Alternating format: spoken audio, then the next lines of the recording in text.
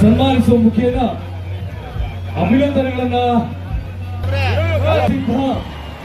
ಪುಣ್ಯಭೂಮಿ ಗಂಡು ಮೆಟ್ಟಿನ ನಾಡಿನ ಕಂಪ್ಲಿ ಉತ್ಸವ 2024ರ ಉದ್ಘಾಟನೆಯೊಂದಿಗೆ ಸನ್ಮಾನ್ಯ ಶ್ರೀ ಪಿಸಡ್ ಜಮೀರ್ ಅಹಮದ್ ಖಾನ್ ಮಾನ್ಯ ವಸತಿ ಅಂಬೇಡ್ಕರ್ ಸಂವಿಧಾನ ಕೊಟ್ಟಿಲ್ಲ ಅಂದ್ರೆ ಬಾಬಾ ಸಾಹೇಬ್ ಅಂಬೇಡ್ಕರ್ ಸಂವಿಧಾನ ಕೊಟ್ಟಿದ್ದ ಕಾರಣಕ್ಕೆ ನೀವು ಅಲ್ಲಿ ಕೂತಿದ್ದೀರಾ, ನಾನು ಇಲ್ಲಿ ಮಂತ್ರಿ ಇದರಿಂದ ಎಲ್ಲ ಅಕ್ಕ ತಂಗಿರ ಅಣ್ಣ ತಮ್ಮಂದ್ರೆ ಮಾಧ್ಯಮ ಸ್ನೇಹಿತರೆ ಮಧ್ಯೆಯಾಗಿ ಒಂದು ತಾಲೂಕು ಮಟ್ಟದಲ್ಲಿ ಇವತ್ತು ಇಷ್ಟು ದೊಡ್ಡ ಮಟ್ಟದಲ್ಲಿ ಉತ್ಸವ ಮಾಡ್ತಾರಂದ್ರೆ ನನ್ನ ಅನಿಸಿಕೆ ಅದು ಗಣೇಶ್ ಬಿಟ್ಟು ಬೇರೆಯವ್ರು ಯಾರಿಂದನೂ ಮಾಡಕ್ ಸಾಧ್ಯ ಆಗಲ್ಲ.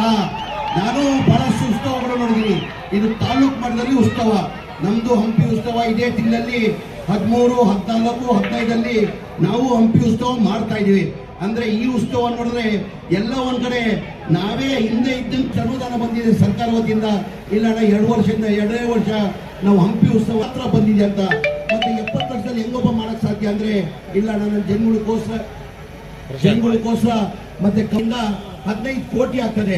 ಇವ್ರು ಬರೇ ಸರ್ಕಾರ ವತಿಯಿಂದ 70 ಲಕ್ಷ ರೂಪಾಯಿ ತಗೊಂಡು ಇಷ್ಟು ದೊಡ್ಡ ಮಟ್ಟದಲ್ಲಿ ಕಾರ್ಯಕ್ರಮ ಮಾಡಿದಾರಲ್ಲ, ನಿಜವಾಗ್ಲೂ ನಾನು ನಿಮ್ಮೆಲ್ಲರ ಪರವಾಗಿ ಗಣೇಶ್ ಅವರಿಗೆ ದೊಡ್ಡ ಸೆಲ್ಯೂಟ್ ಅನ್ನ ಎಳಕ್ ಬಯಸ್ತೇನೆ ನಾನು.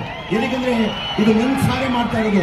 ಇದು ಕಂಪ್ನಿ ಗಣೇಶ್ ಅವರು ಕಂಪ್ನಿ ಬಗ್ಗೆ ತಾಲೂಕಾ ಬಗ್ಗೆ ಏನ್ ಅಭಿಮಾನ ಇಟ್ಕೊಂಡಿದ್ದಾರೆ ಅವರು ಮನ್ಸಾರೆ ಮಾಡಿರೋದು. ತಮ್ಗೆಲ್ಲ ಗೊತ್ತಿದ್ದಂಗೆ ಬಹಳ ವರ್ಷದಿಂದ ತಾವು ನೋಡಿದೀರಾ, 50-60 ವರ್ಷದಿಂದ ಆಗದಿರೋದು ಕೆಲಸ ಇವ್ರು 2018 MLA ಮೊದಲನೇ ಬಾರಿ ಆಗಿ 2ನೇ ಬಾರಿ MLA ಆಗಿ ತಾವು ಏನ್ ಅಭಿವೃದ್ಧಿ ಮಾಡಿದಾರೆ ಗಣೇಶ್ ಅವರು ಅಂತ ತಮ್ಗೆಲ್ಲ ಗೊತ್ತಿರೋದು ವಿಚಾರ. ನಾನು ತಿಳ್ಕೊಂಡೆ ಈ ತಾಲೂಕನ್ನ 4 ವರ್ಷ ಬಿಜೆಪಿ ಸರ್ಕಾರ ಇತ್ತು.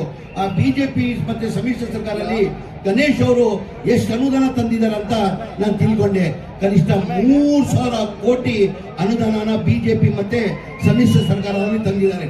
ನಮ್ಮ ಸರ್ಕಾರ ಬಂದು ತಮಗೆಲ್ಲ ಗೊತ್ತಿದ್ದಂಗೆ ಈ 5 ಗ್ಯಾರಂಟಿಗಳಿಗೆ ಕನಿಷ್ಠ 55 ನನ್ನ ಅನಿಸಿಕೆ ಗಣೇಶ್ ಅವರು 2,500 ಕೋಟಿ 2.5 ವರ್ಷದಲ್ಲಿ 2,500 ಕೋಟಿ ತಂದಿದ್ದಾರೆ. ಒಟ್ಟಾಗಿ ಇವ್ರು 2 ವರ್ಷ ಅವಧಿಯಲ್ಲಿ 5,000 ಕೋಟಿ ಅನುದಾನ ತಂದು ನನ್ನ ಅನಿಸಿಕೆ